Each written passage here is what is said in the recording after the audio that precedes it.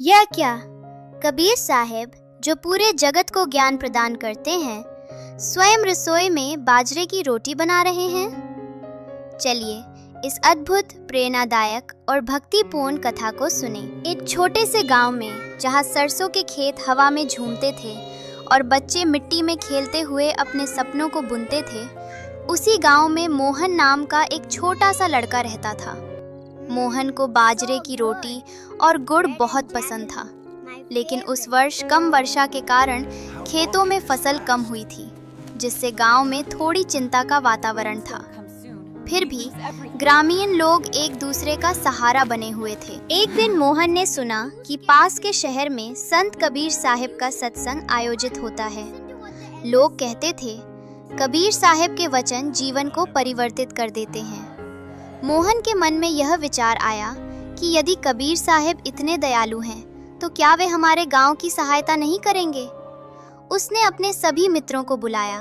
उसके 3 मित्र थे। सीमा, जो बहुत समझदार थी, गोपाल, जो सदैव हंसी मजाक करता था, और एक तारा, जो मधुर भजन गाती थी। चारों ने मिलकर सत्संग में जाने का फैसला किया। रास्ते में वे जंगल से गुजर रहे थे, जहां रंग बिरंगे फूल खिले थे और हवा में मिट्टी की सुगंध थी। सीमा ने कहा, देखो, प्रकृति कितनी सुंदर है।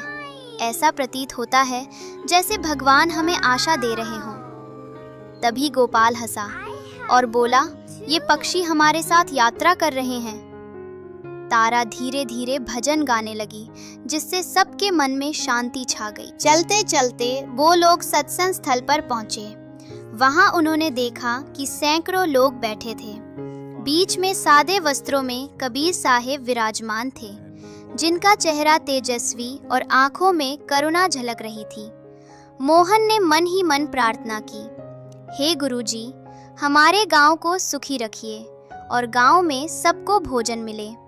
सत्संग सुनकर वो चारों अपने अपने घर लौट आए। उसी रात मोहन को एक सपना आया।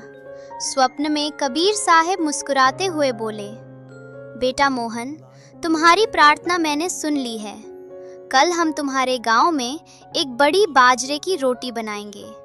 ऐसी रोटी जो पूरे गांव को एकजुट कर देगी। किंतु ध्यान रखो, चमत्कार हाथों से नहीं, बल्कि मिलकर कार्य करने से होता है।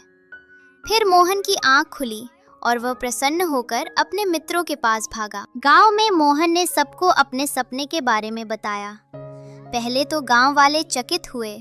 फिर एक बूढ़े आदमी ने कहा, यदि बच्चे आगे आए हैं तो हम क्यों पीछे रहें?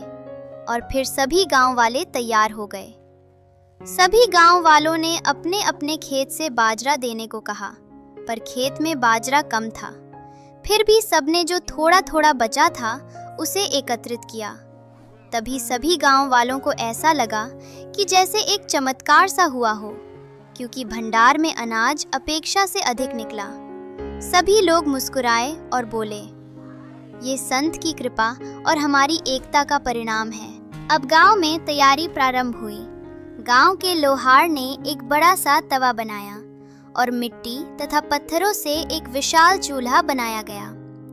सभी लोग अपना अपना काम करते हैं। सीमा आटा गूंथती है, गोपाल लकड़ियां सजाता है और तारा मसाले और गुड़ तैयार करती है, और मोहन सबको प्रेरित करता है। सभी मिलकर गाते हैं, मेहनत की रोटी, प्रेम का स्वाद, कबीर का संदेश, सबका साथ। एक विशाल रोटी बनी और धीरे धीरे रोटी सिकने लगी। उसकी सुगंध हवा में फैल गई। पक्षी चुपचाप बैठ गए और बच्चे तालियां बजाने लगे। उस रात मोहन को पुनः सपना आया। सपने में कबीर साहब बोले, ये रोटी पेट भरने के लिए नहीं, बल्कि दिलों को जोड़ने के लिए है।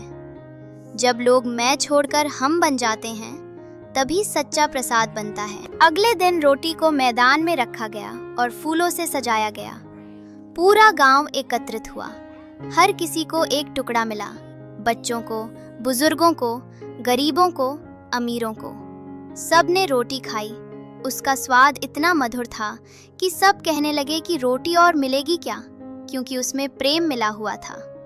मोहन गांव वालों से बोला, ये कबीर साहिब का आशीर्वाद है। सीमा बोली, और हमारी मेहनत का परिणाम। सभी ने नृत्य किया, गीत गाए और उस दिन से गांव में एक नई शुरुआत हुई। समय बीतता गया, मोहन और उसके दोस्त बड़े हुए और उन्होंने सोचा ये संदेश और लोगों तक पहुंचाना चाहिए। उसने और उसके मित्रों ने साथ मिलकर एक छोटा विद्यालय खोला जहां बच्चों को पढ़ाई के साथ साथ एकता और सेवा का पाठ सिखाया जाता था।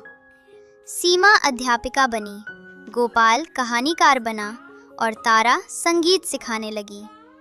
वे बच्चों को बताते थे कि कैसे एक साधारण रोटी पूरे गांव को परिवर्तित कर सकती है। उस गांव में हर वर्ष एकता रोटी उत्सव मनाया जाता है। लोग आते हैं, सीखते हैं और मिलकर भोजन बनाते हैं। मोहन आसमान की ओर देखकर मुस्कुराता है। उसे ऐसा लगता है जैसे कबीर साहिब की आवाज गूंज रही हो, साधो ऐसा कोई नाही जो प्रेम से बढ़कर हो, जहाँ प्रेम की रोटी सिके वहीं सच्चा ईश्वर हो। इस प्रकार एक साधारण बाजरे की रोटी ने न केवल भूख मिटाई बल्कि लोगों के दिलों को भी जोड़ दिया। क्योंकि जब हम मिलकर काम करते हैं तो हर रसोई तपोभूमि बन जाती है और हर रोटी प्रसाद। यही है कबीर साहिब का सच्चा चमत्कार।